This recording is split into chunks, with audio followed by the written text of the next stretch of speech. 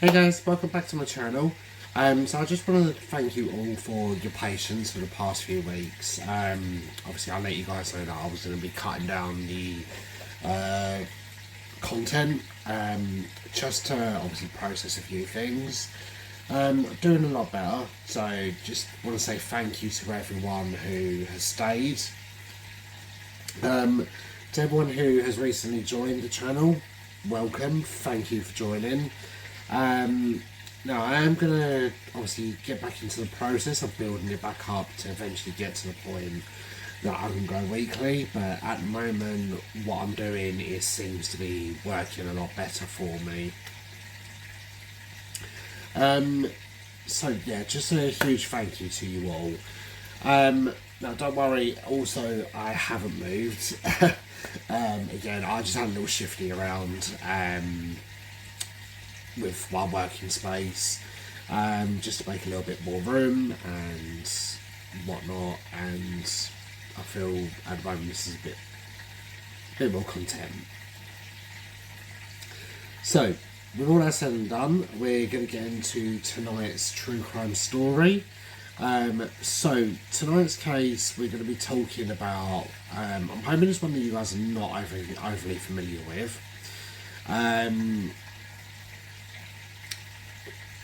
What it centres around is the aftercare of various TV shows. This one particular case is the direct result of a particular TV topic, and especially during the 90s, you know, America was rife with these chat shows. I'm not really sure what they're like today, but you know, cast your mind back, you know, we had Oprah, there was the Jerry Springer Show, there was Ricky Lake, and God knows what, you know, there's so many of these. This particular one was the Jennifer Jones Show, and the producer come under fire because of, and obviously the presenter, she come under fire because of what we're going to be discussing. And we had something very similar in the UK a few years ago. So if you are from the UK, obviously a lot of us grew up and used to watch the Jeremy Kyle Show. And a few years ago, one of the guests on the Jeremy Kyle Show, he ended up taking his own life because of something that went on the show, and that led to the Jeremy Kyle Show being cancelled. And there was a lot of questions about the aftercare that was put into place aimed at the Jeremy Kyle Show, but there was also shows like Love Island. They come under criticism because of their lack of aftercare after 4 of its contestants had taken their own lives. So the person we're going to be talking about tonight is Scott Amedure. So, with all that said and done, we're going to get into the story.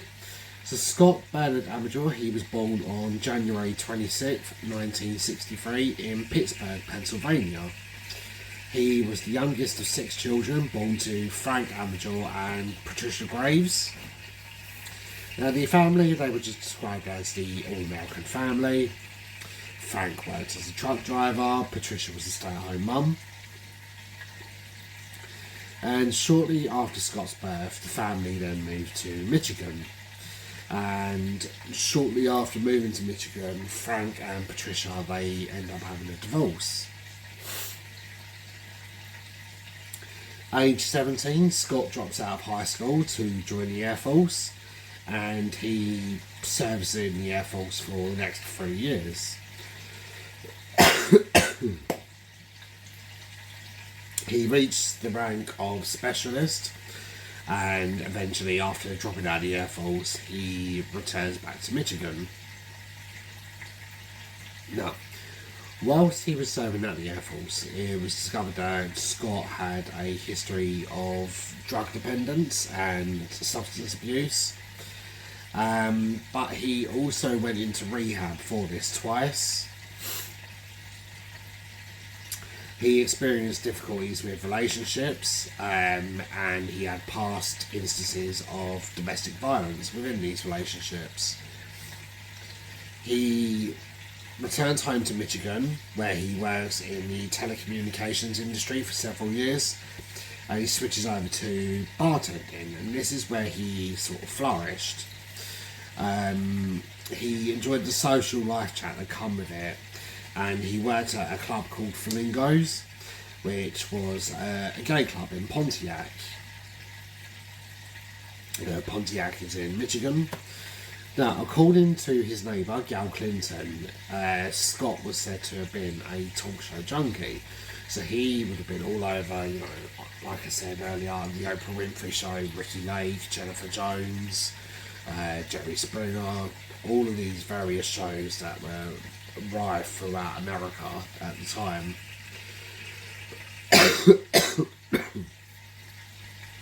Yeah. Scott came out as gay quite early on in his life, when obviously it was a time that it wasn't really acceptable to be gay, but he lived out and proud, and he was described as really generous with his community. He would often give his friends somewhere to live when others wouldn't, if they were suffering from the effects of HIV.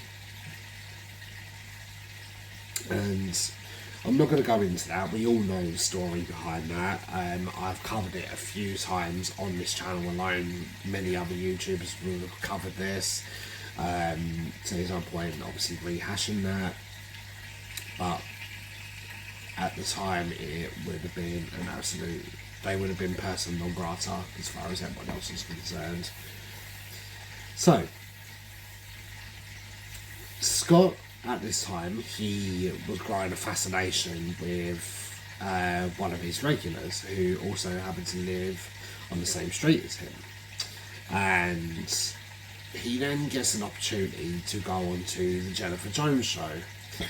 Now, this talk show, it ran from 1991 to 2003, and this particular segment that the show was running was called Revealing the Same-Sex Secret Crush. Now, 12 guests, they were invited on to reveal their crush, and it sort of run like they would come on, they would reveal the crush, and it was up to the crush whether they wanted to initiate a date or anything else further from that. So 12 guests they were invited on. The first one was a transgender woman named Jennifer Blevins, which I don't understand why they put her on a same-sex talk show, but looking back at the time, you know, we're talking about 1995, attitudes towards transgender people and gay people in general weren't that great, and especially the transgender, it wasn't as understood as what it is these days, understandably. So Jennifer reveals that she admires a bartender called Richard Johnson, and at first he seems okay with it, but he then rejects Jennifer when he finds out that she's transgender. The second was a man called Gary Palmer, who had a crush on a man called Dean Steve, who was actually a Mr. Hotlanta contest winner. Now, this all works out fine, but Dean, his only thing about rejecting his crush is the fact that Dean was already in a committed relationship. There was Erica Davis, who had a crush on her fiance's co-worker, a lady called Sarah Jimenez. Sarah rejected Erica. She wasn't interested in pursuing a same-sex relationship. There was Ronnie Perez. He fancied a man called Jim Kirby. Jim said that Ronnie was not his type, although he was still open to a date. And then there was Eric Smith, who said that he was interested in a man called Dave Liggett, who was a zookeeper. Now Dave was not interested in a relationship because he was straight, but he said that he was open to having a friendship. And then eventually this leads to Scott coming on, and he admitted to being the secret admirer of a man called Jonathon Schmitz. Jonathon was 24 years old and lived near Scott in Lake Orion. Now, a lot of this sort of went okay with the audience, everything was all good. Jonathon said that, everything just sort of laughed off. Jonathon said himself that he was straight, he wasn't interested in Scott, but eventually, later on that night, it's reported that something sexual did happen between the pair. So, until the taping, Jonathon didn't know who would be revealed as his secret admirer, and Jonathon said that he participated in the show just out of sheer curiosity. He later claimed that the producers implied that his admirer was a woman, so he's maintaining that the producers got him there under false pretences. The producers, however, they denied this and said that at no certain terms did they tell Jonathon that his crush was a woman. Now, during the segment, Scott was encouraged by Jenny Jones to share his fantasies about Jonathon, whether they were sexual or what, not really told, but he was encouraged to still talk about the things in his head. And during this conversation, Jonathon is brought out on stage. Now, according to the Washington Post, the two men exchange an awkward embrace. The host then drops that bombshell, and in response to Scott's disclosure, Jonathon laughs and said that he was definitely heterosexual. So it was later stated by a friend of Scott's that he and Jonathon had later went out drinking. So obviously, like I already said, they went out drinking and allegedly something sexual happened between them. So 3 days go by, they don't hear from each other, they get on with their lives. But Scott, he then goes to Jonathon's house and he leaves a sexually suggestive note at Jonathon's house. So Jonathon, he finds a note, he hits the roof. It's not, I couldn't find what was actually said in this note. All I know is that it was sexually suggestive.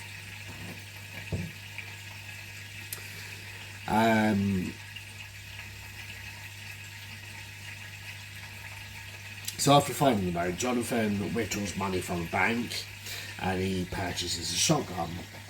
He then goes to Scott's mobile home and he claims that he confronted Scott about this note and asked if he had been the one to send it. And Scott just reportedly smiled at him and admitted it.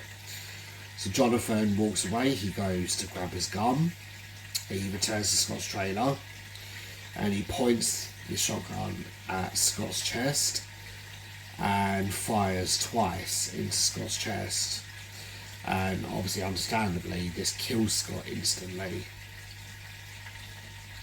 We don't have to, I don't have to go into graphic detail with that. You can imagine the damage a shotgun would do at close point range. Not only once, just twice, like firing twice close point range into someone's chest. You can imagine the damage that was done.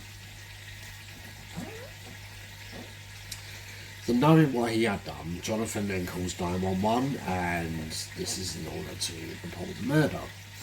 So straight away, obviously, his guilty conscience kicks in and he knows what he's done. He knows that he needs to be punished. He knows that there's no getting out of this. So when it came to the court case, it was revealed that Jonathon had previously been diagnosed with manic depression and also Graves' disease. This was also along with a public humiliation situation which happened in his childhood. And the defence argued that the triggers that caused the murder, along with the gay panic defence, he eventually was found guilty of second-degree murder. So this is a intentional murder that lacks premeditation.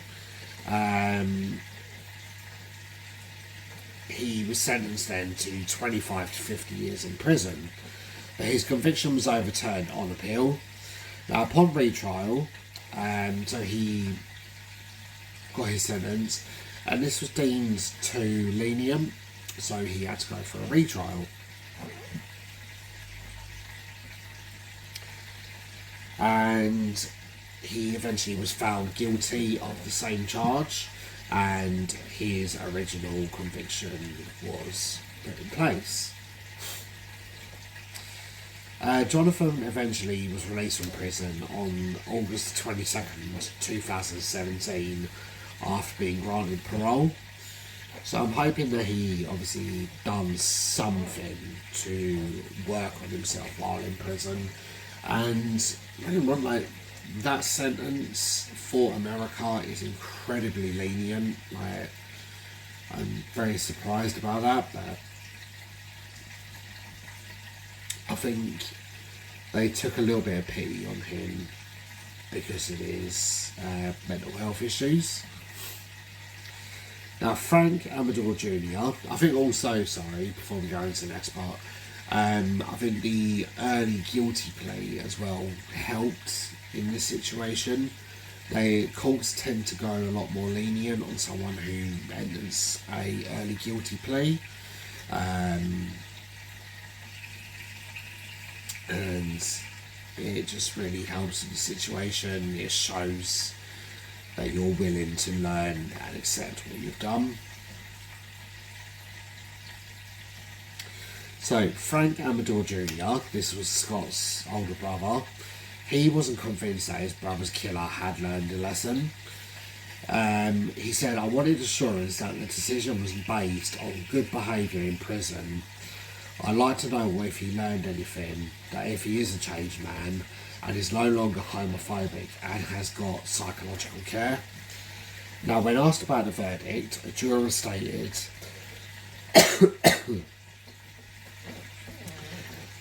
"We saw the show as a catalyst in a young man's life who had a lot of problems.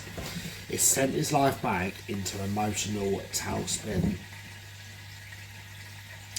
So whilst Jonathon was serving his time, the Jenny Jones Show, Telepictures and Warner Brothers were all sued by the Amedure family in 1999. Now, after they claimed that the ambush interview tactics should be considered to be negligent, that resulted into the death of Scott. So the family, they were initially awarded $29 million. The judgment, however, was later overturned by the Court of Appeals, and the defence attorney later claimed that the verdict would cause a chilling effect on the industry. So the overturn was based on a 2-1 decision. The Michigan Supreme Court declined to hear this case, and the court held that the Jenny Jones Show were not liable for Jonathon's subsequent actions, which they deemed unforeseeable.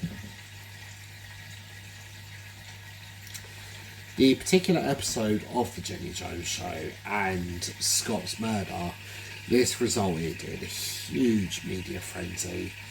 The topic received heavy television coverage, major news stories published by the media outlets. They were going overboard with it.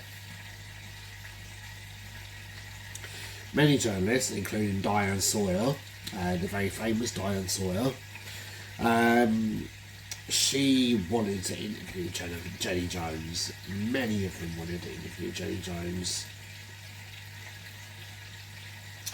The attorneys employed by the show advised Jenny against making any public statements due to the hate mail and death threats.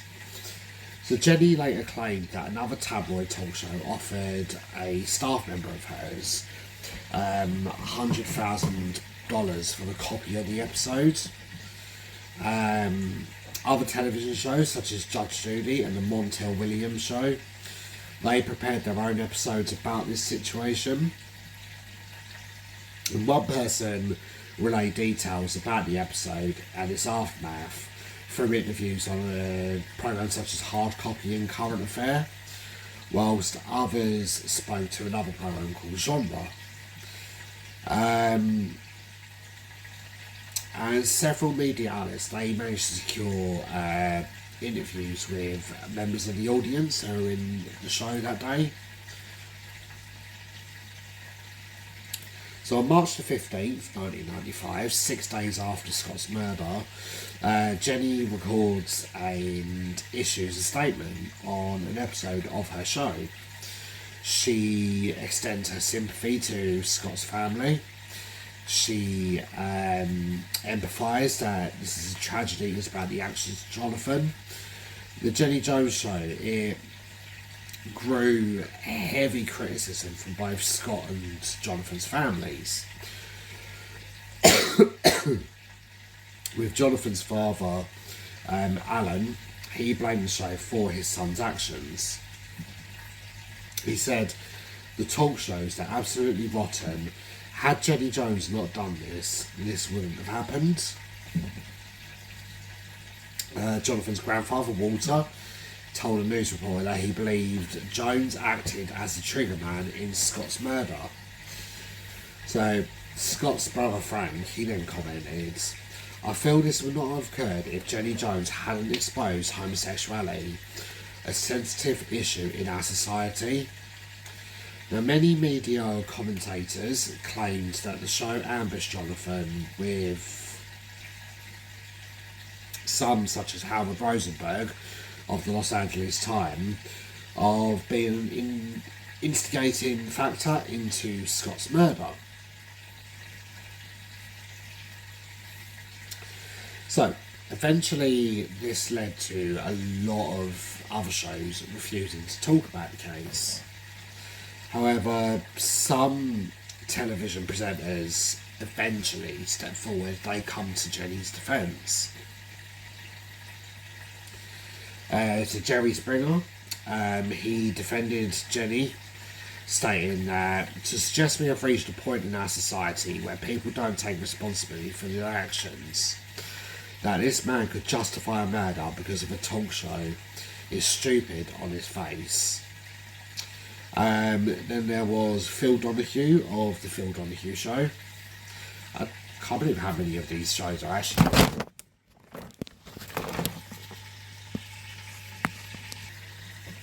Genuinely baffles me how many of these shows are actually in America that all follow the same format. But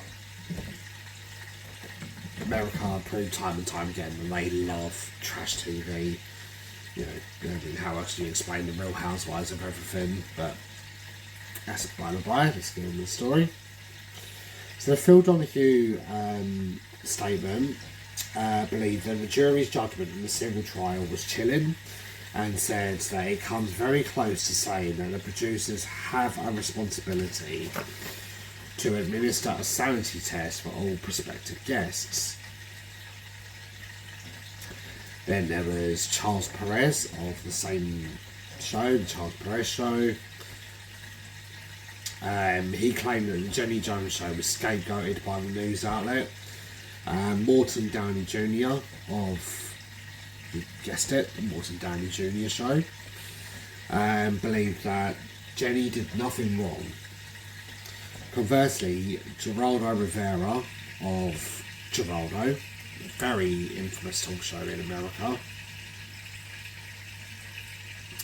claimed that Amadeur's death was an accident waiting to happen due to the talk shows trying to reach the lowest common denominator.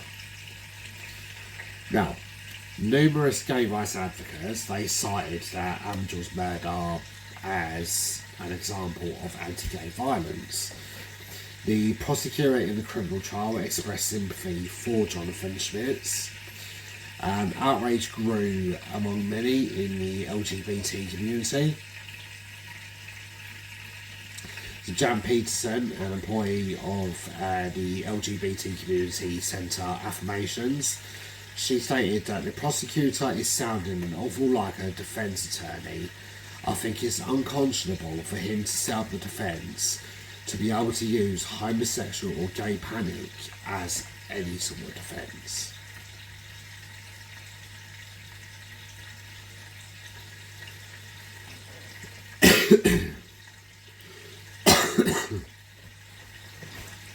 However, another foundation, the Triangle Foundation, especially their executive director, Jeffrey Montgomery, they went on to defend Jenny Jones, saying that the blaming of the show, rather than Jonathon, only fueled homophobia.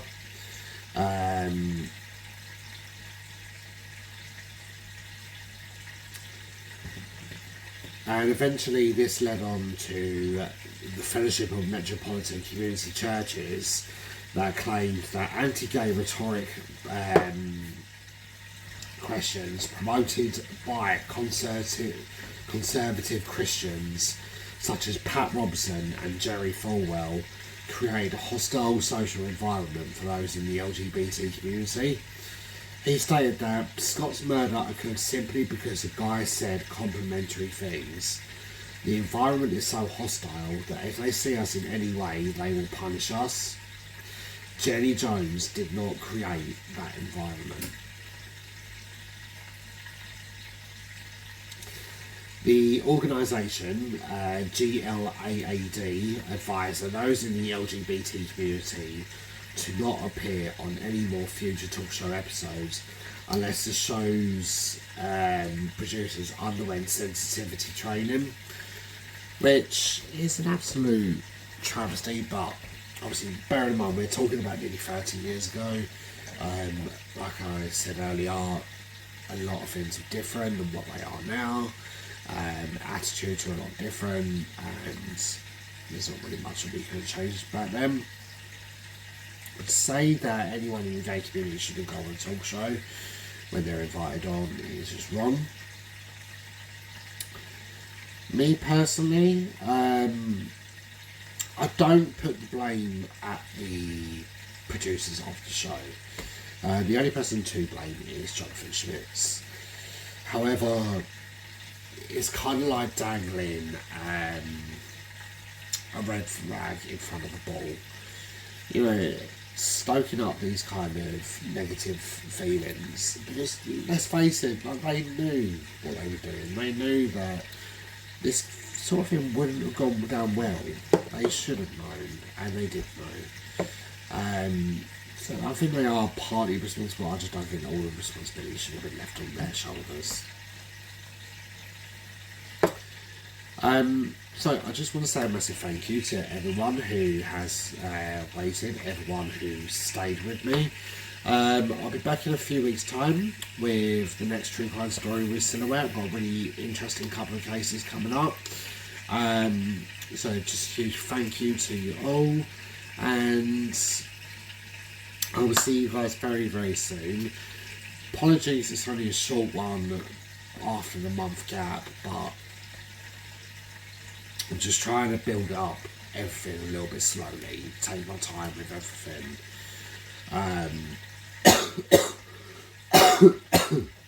And obviously I have some of these older cases, I do have very limited information that I can gather from them. Also, the reason it's a shorter one is you can tell by my voice and whatnot that I'm not feeling 100% at the moment, feeling a lot better than what I did, but I'm still not 100% in myself. So, like I said, just a huge thank you to you all, and I will see you guys very, very soon for the next true crime story with Silhouette. Take care, guys, and I'll see you soon.